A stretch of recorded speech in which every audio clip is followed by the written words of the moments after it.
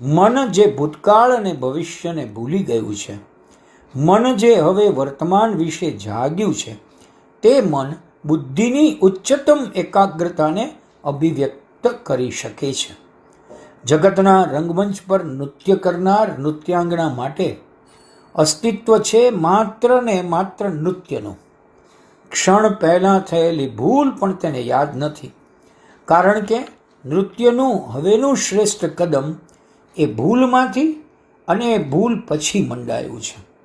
પ્રત્યેક ક્ષણ દિવ્ય છે, કારણ કે પ્રત્યેક ક્ષણ વર્તમાન છે, તેથી ઉર્જામય છે અને ક્ષમતાપૂર્ણ છે. જ્ઞાન અને જ્ઞાનની તપસ્યા.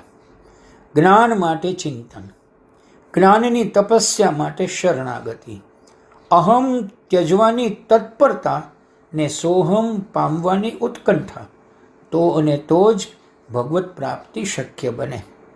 એક યહૂદી ધર્મગુરુને એક જુવાને પૂછ્યું, રબી, અગાઉના વખતમાં તો લોકો ભગવાનના દર્શન કરતા, ભગવાન સાથે વાતો કરતા, આજના જમાનામાં એવું કેમ કાંઈ બનતું નથી?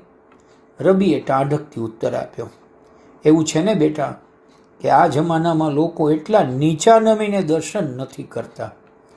નીચા નમીને દર્શન કરી શકીએ.